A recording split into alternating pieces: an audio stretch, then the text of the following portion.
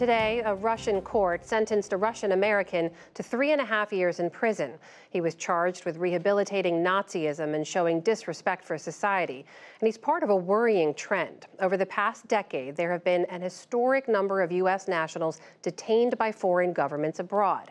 One of the leading negotiators for detained Americans, who usually works in the shadows, has now stepped into the limelight and written a book. Nick Schifrin has that story.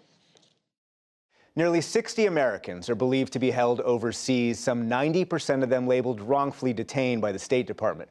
Their possible release is handled by countless American government officials, but sometimes when hostage families want another advocate or the relevant government might not be communicating particularly well with the U.S. government officially, Mickey Bergman, alongside the late Governor Bill Richardson and their team, answered the call in North Korea, Myanmar, Moscow. Bergman has helped bring Americans home, including Brittney Griner. And now he's written a book, In the Shadows, True Stories of High-Stakes Negotiations to Free Americans Captured Abroad. And Mickey Bergman joins me now. Mickey, thanks very much. Welcome Thank you for having to the NewsHour. You call yourself a fringe diplomat. How does a fringe diplomat bring Americans home? Well, I think fringe diplomacy is made of two separate types of actions or activities. The first is engagement. The second one is intervention. And intervention is basically ends up, in my world, being the negotiation, the release of a political prisoner or hostage. And intervention is great. It's quick, it's tangible, it's sexy, and you get a special on TV for it. But the real work, you cannot succeed in intervention unless you spend time and invest it in engagement. And the way we do it is that we engage with the local population and the local community and leadership, ask them what is their priorities, what is their vision for their community. A little empathy. Yeah, and yes, exactly right. I want to go through some of your achievements over the many years you've been doing this, but I first want to ask you about the possible hostage deal that we're talking about in the news right now. Why do you think President Biden made details of a possible deal between Israel and Hamas public? Why do you think he made that step? I think President Biden realized that there's a double talk going on with what the Israeli Prime Minister is telling him privately and then what he says publicly. And at least one time we know last month, that cost us the deal. When everybody was ready to sign, there's a saying, if you're a negotiator and you want a negotiation to succeed, publicly you talk about what is common. Netanyahu publicly is talking about what are the gaps. So that means that he actually was trying to derail the process. And I think by outing it, President Biden is pushing him into a corner, making sure that if Hamas, and we're all waiting to see, if Hamas accepts those terms, then it'll be up to Netanyahu. If he walks back from it, there should be a plan B in which President Biden and the administration is seeking through the mediators to say, can we have a humanitarian indirect channel that will address humanitarian aid and will address the release of the American citizens that are kidnapped.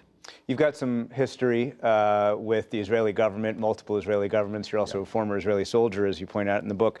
In 2006, you conducted some of your first back-channel diplomacy. You tried to end the war between Israel and Lebanon back then. You also helped establish the parameters of the deal between Hamas and the Israeli government that would lead to release of Gilad Shalit in exchange for more than 1,000 Palestinian prisoners in 2011. Do you think there's something unique about how Israel approaches hostage negotiations? I think there's a mismatch, and that's my work on the Gilad Shalit negotiations in 2007, 2008 taught me a lot about how Hamas thinks.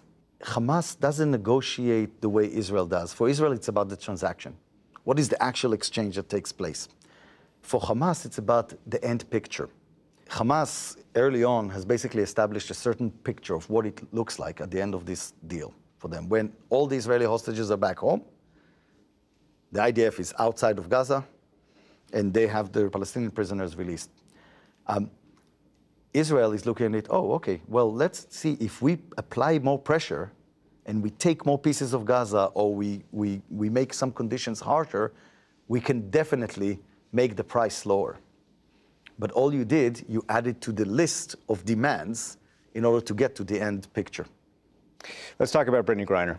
In the months leading up to the hostage deal between Brittney Griner for convicted arms smuggler Viktor Bout, you describe how you, Mickey Bergman, were the first presented the name of a second Russian detainee who would have been swapped for Paul Whelan. And you deliver that name to John Feiner, the Deputy National Security Advisor, and he says, why you, Mickey? Yeah. Why did you get the name? Yeah. So I ask you, why do you get the name? It is sometimes awkward for people in government to understand why we're able to actually get some of these deals articulated to us.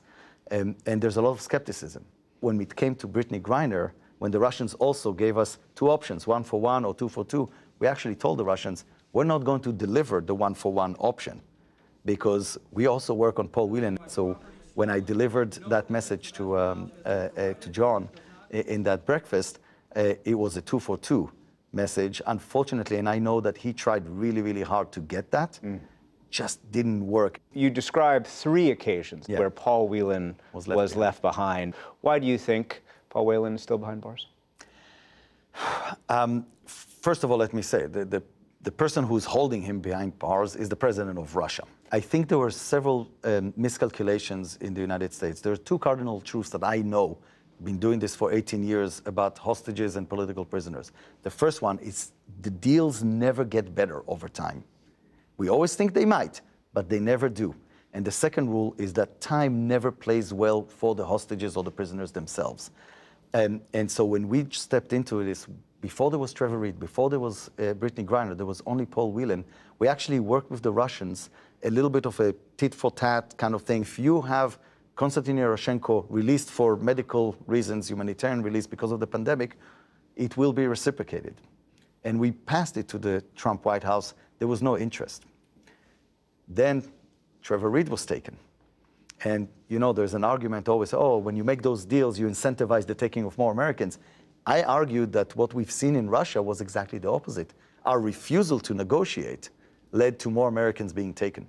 What do you do the critique that negotiating hostage swaps leads to more hostages being taken? I believe it's intellectually lazy and morally bankrupt. Intellectually lazy because there's no data that suggests at all that there's a correlation between how we resolve cases and how many Americans are taken after that. The moral bankruptcy part of it is that it is true that we have to do deterrence as a country. We have to solve this problem. But doing it on the back of the people who are being held is morally bankrupt because we're strong enough to do what is needed in order to bring them home. At one point, you admit in the book that your work and your schedule, quote, almost destroyed your family. Yeah. Why has this work been worth it? My work doesn't impact millions of people. It doesn't impact hundreds of thousands of people. But the people that it does impact, when it works, the 10 people around the immediate family that you know, and it's funny, by the way, Nick, I very rarely know the prisoner, only after they come back, but I know their family. Their family becomes part of my family. The same empathy that I apply to the captors when I do these negotiations, that's my MO. I apply the same thing with the family. Every time I spend time with them, meeting with them or on the phone, I take on that pain for myself because that's what motivates me. So it's very, very personal work. Mickey Bergman, the book is called In the Shadows, True Stories of High-Stakes Negotiations to Free Americans Captured Abroad. Thanks very much. Thank you, Nick.